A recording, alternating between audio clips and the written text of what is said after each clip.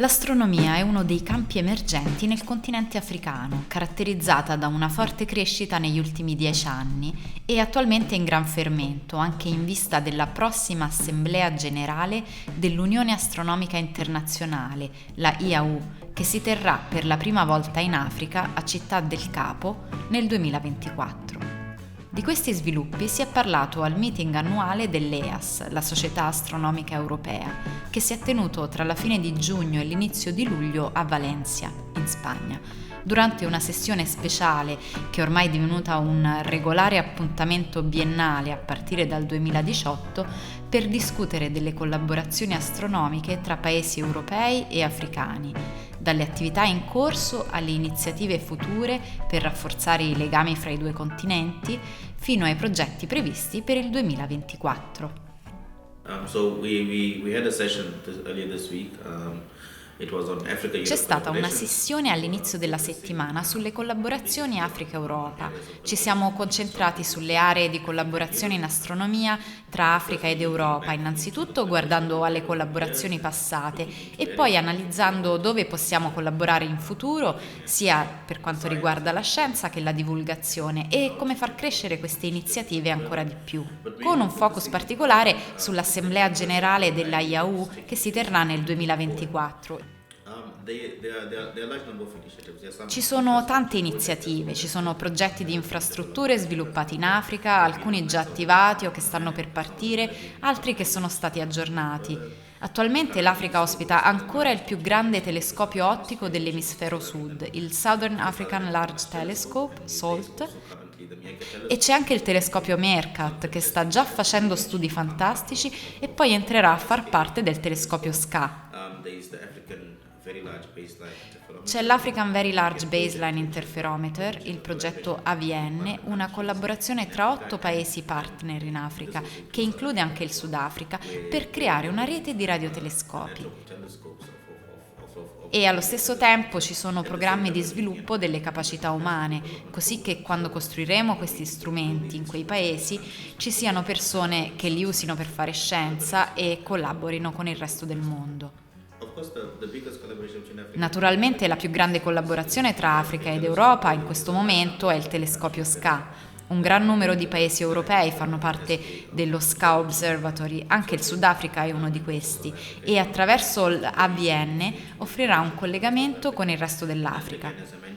Come ho già detto, il Southern African Large Telescope è un altro progetto in cui collaboriamo con partner europei. Poi c'è il telescopio ES, che ha anche molti partner. E poi c'è DARA, il programma per lo sviluppo in Africa attraverso la radioastronomia, che ha aiutato immensamente lo sviluppo del capitale umano nel continente africano usando la radioastronomia, e che punta anche a offrire abilità oltre l'astronomia agli studenti del continente.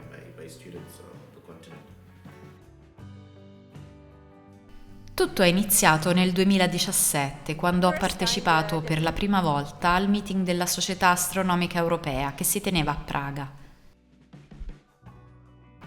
C'erano circa 1500 persone e ho visto una sola persona nera. Mi sono detta, questo non riflette davvero la realtà, perché già a quel tempo c'erano tante attività in Africa, tra ricerca, didattica e divulgazione. E poi c'erano anche tanti progetti tra Africa e Europa, iniziative già grandi come DARA, come SCA e molte altre, l'International Science Program ISP e così via. 2 mesi dopo arrivò la richiesta da parte della Società Astronomica Europea per proporre le sessioni del meeting dell'anno successivo e così, insieme all'Office of Astronomy for Development e diversi altri colleghi, abbiamo messo insieme la proposta per organizzare la prima sessione Africa-Europa. Era il 2018. Credo che tutto questo processo sia molto positivo e anche che questo stia influenzando l'agenda del 2024, il che è una buona preparazione per avere un maggior coinvolgimento dell'Europa nelle attività che ruotano intorno all'Assemblea Generale della IAU. the collaborations can Credo che queste collaborazioni possano essere sviluppate e crescere ulteriormente in vari modi. Uno è attraverso programmi di scambio e ne abbiamo parlato. Ovviamente per questo c'è bisogno di finanziamenti. Se qualcuno è interessato a finanziare progetti di questo tipo, siamo disposti a parlare con loro. Un altro modo è testando i siti in luoghi in cui potremmo ospitare gli strumenti del futuro. if we do have more Se avremo più strumenti in Africa sarà un grande aiuto. immensely, and in addition to that, Inoltre l'Africa ha alcuni dei cieli più bui del mondo, il che è ottimo per l'astronomia ottica.